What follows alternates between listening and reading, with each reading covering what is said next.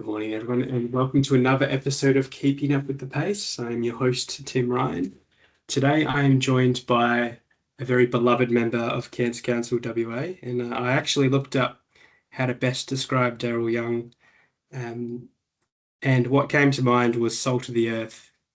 And I think that is very, very fitting for the man that I'm going to be talking to today. This meeting was supposed to coincide with International Volunteers Week, which of course was on the 5th of December last week.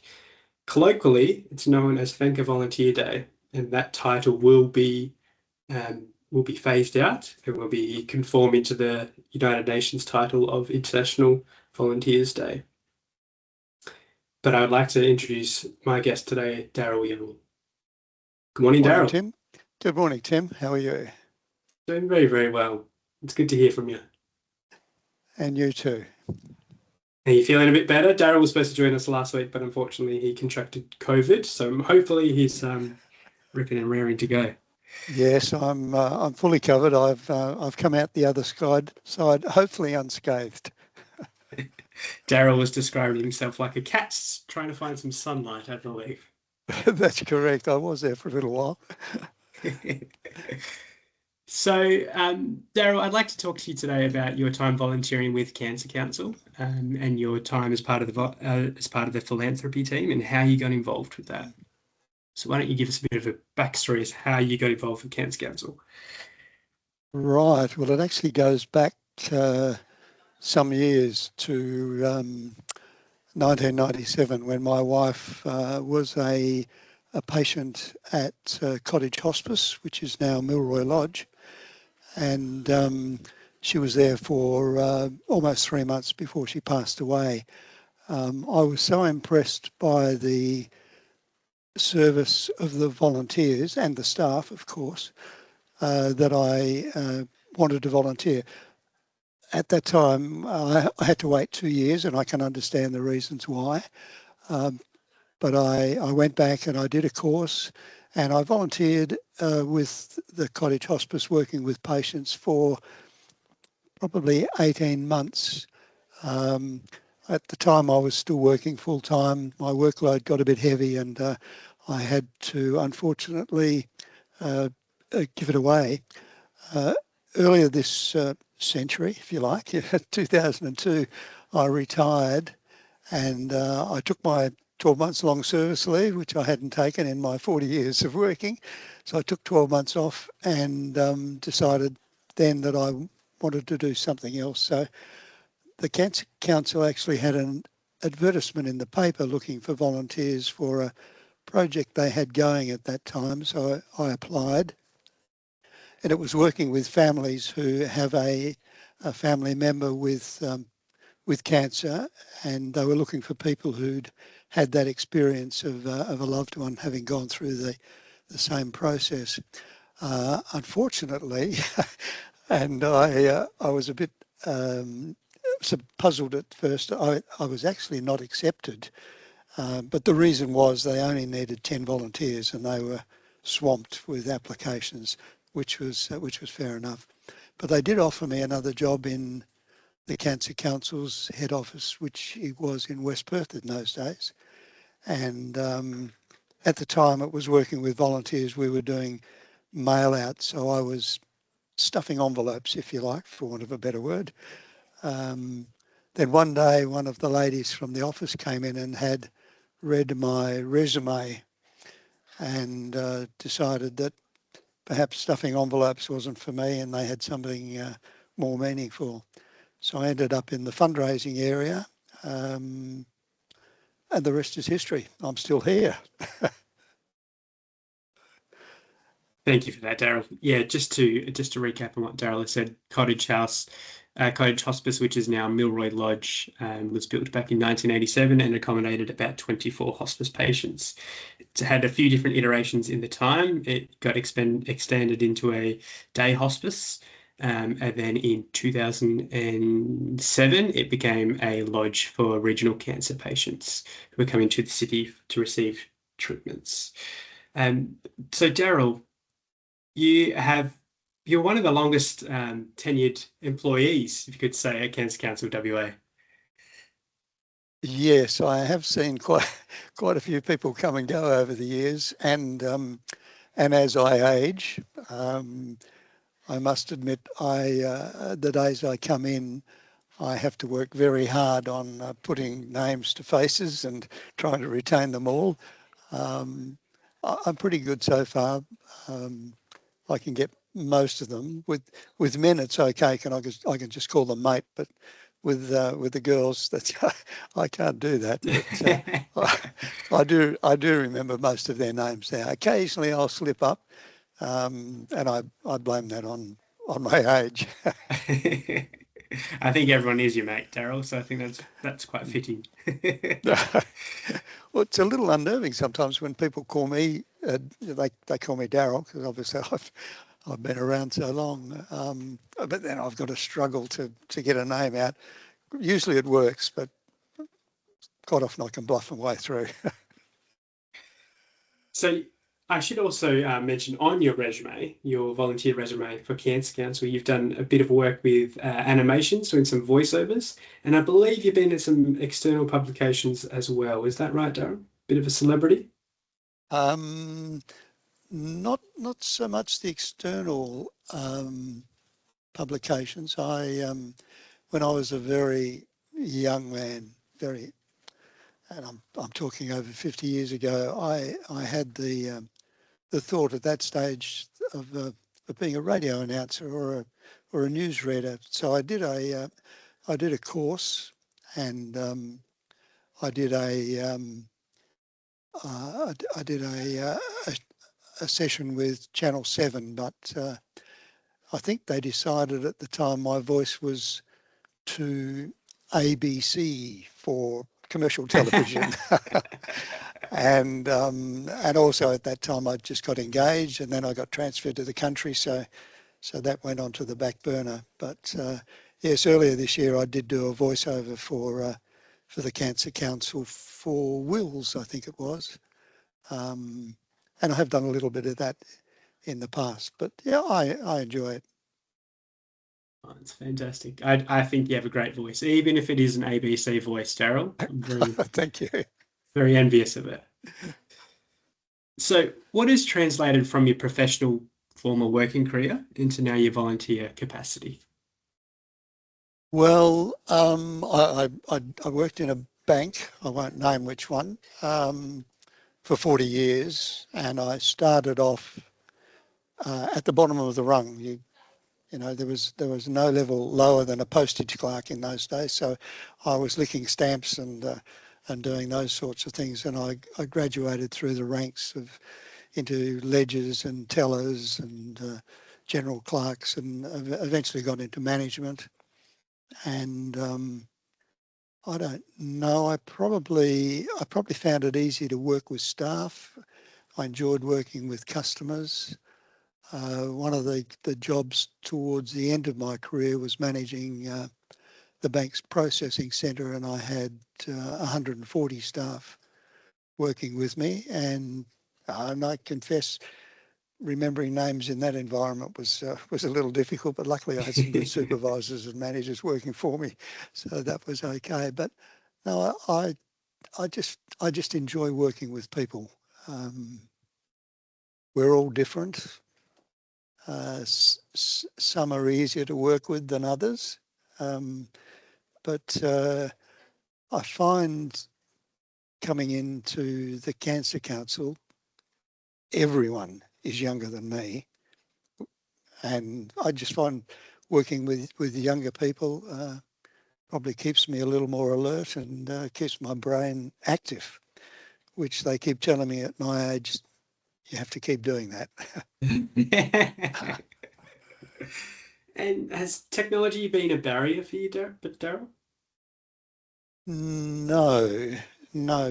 Funnily enough, I was talking with some friends the other day, and if we talk about the generations and things that go through, my first role, as I said earlier, was a postage clerk. Mhm. Part of that job also was before the bank opened in the morning, I had to replace the nibs in the pens, and fill the inkwells and replace the blotting paper.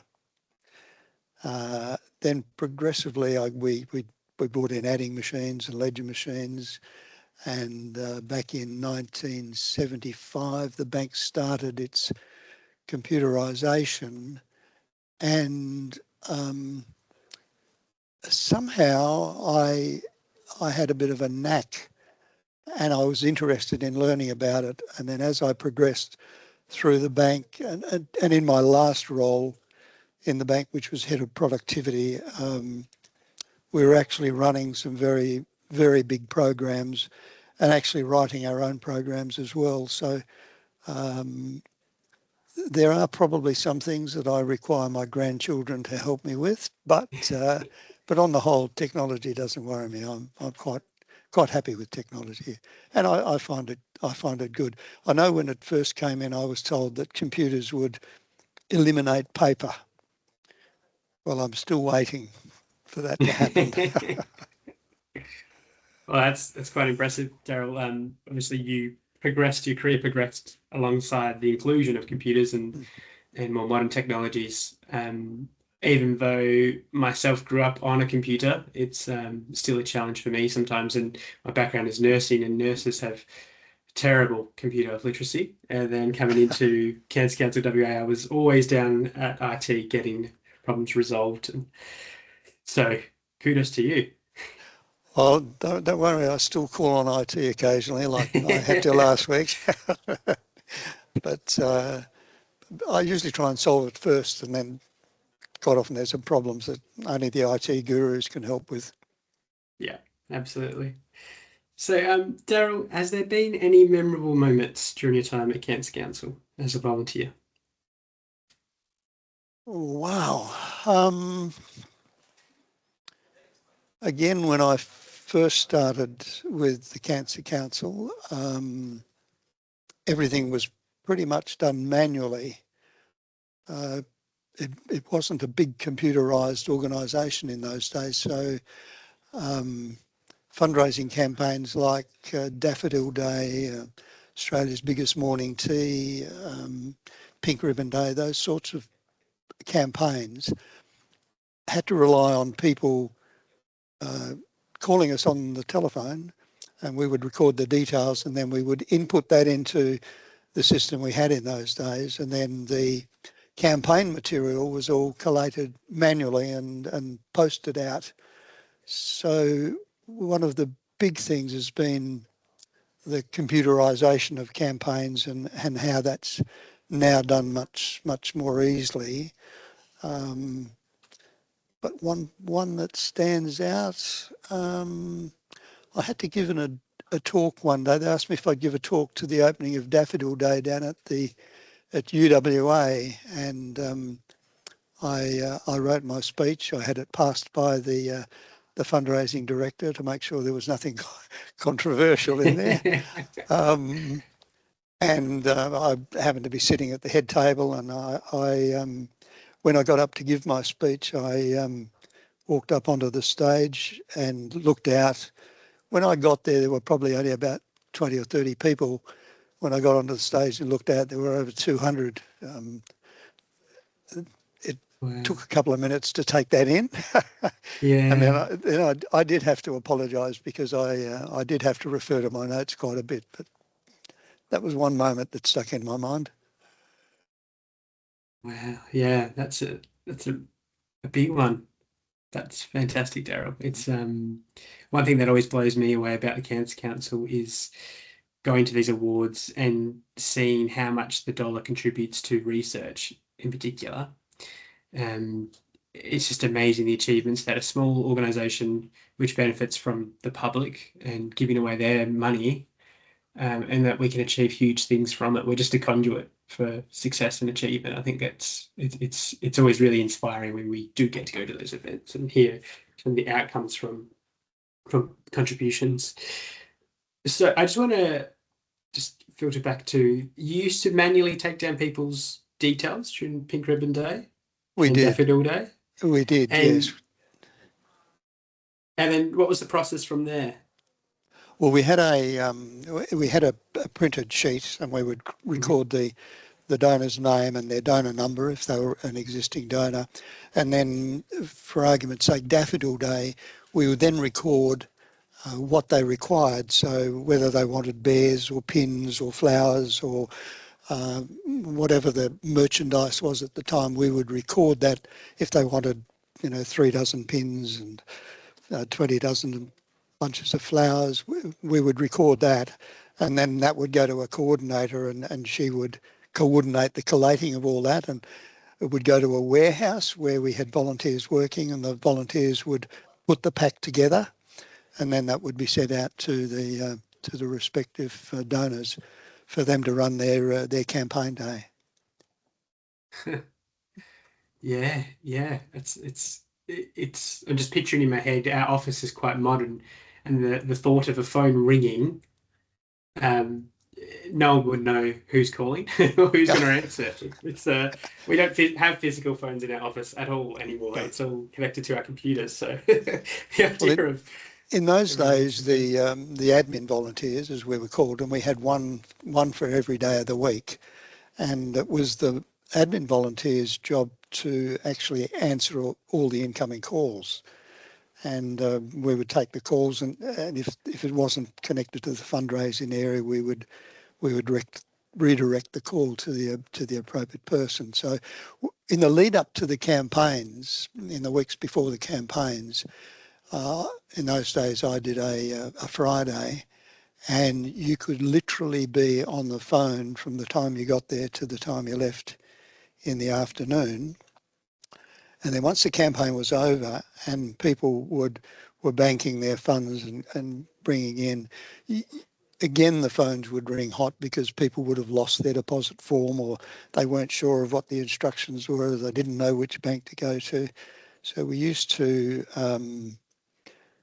spend a fair bit on the phone helping that out. And there were times when some of the queries I got were unusual, I guess you could say, and we ended up calling it Freaky Friday. So some of the calls were just unbelievable, but you had to retain your composure and answer them nicely and get on with it. It was interesting. It was really interesting. But you went home knowing you'd done a day's work. Yeah. Probably just looking for a friend, hey? Yes. Oh, that's fantastic. Hey, Darryl, how many volunteers do you know, if you do know, how many volunteers Cairns Council WA has? I'm sorry, Tim, I just missed that last question. Do you know how many volunteers Cancer Council has? No, I don't these days, because it's a little more fragmented than when we were in the West Perth rooms. In West Perth, we had a volunteers room where the volunteers would come in and do mail outs, and as I said, they would do a lot of the campaign work.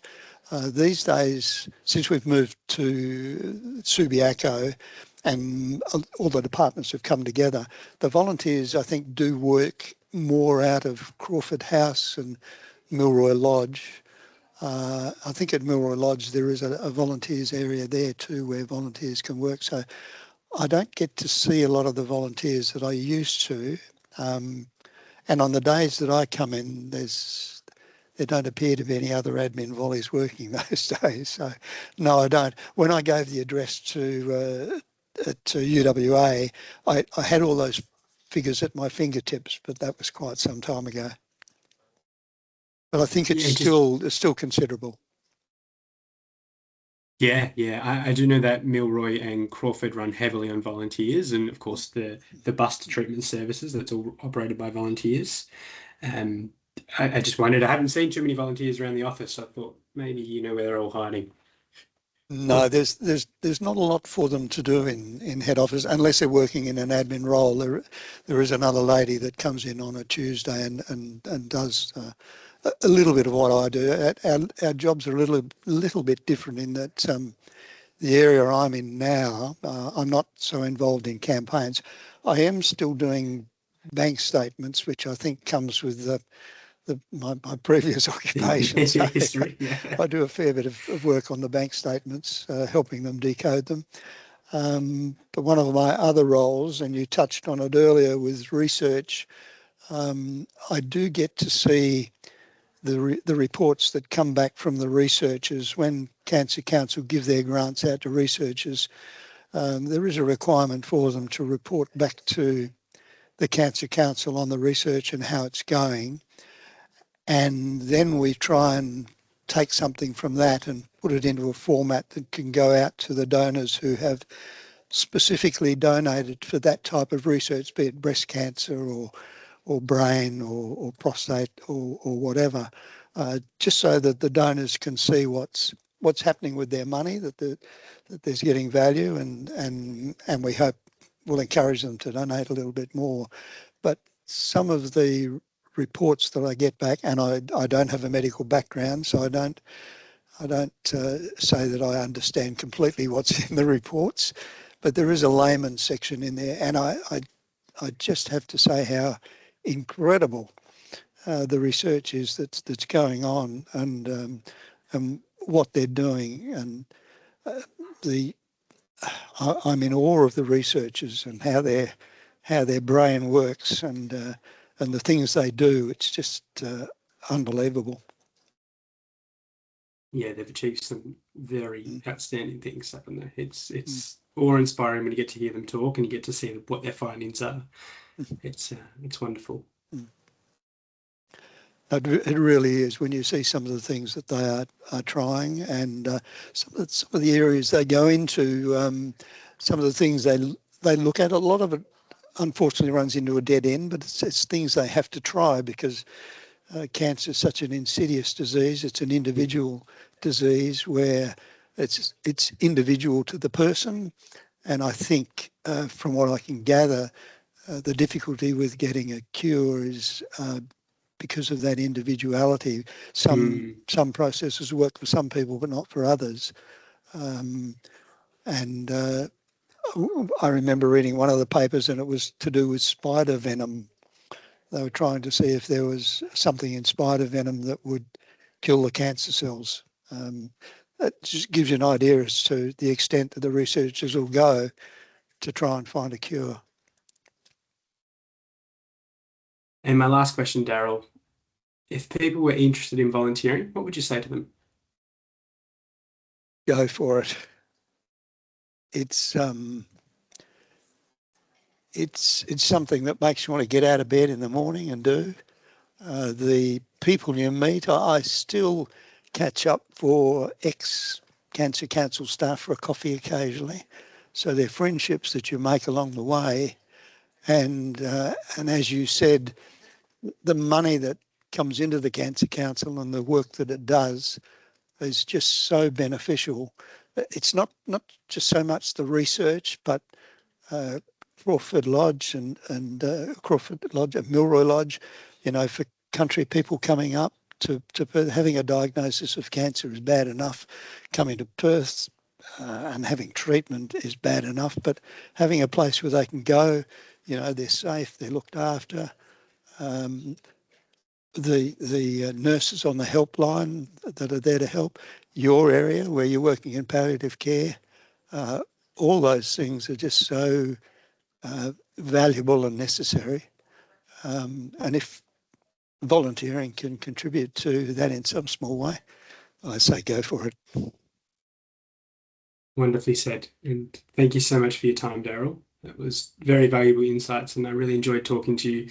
And all the interactions we have around the office are always really memorable.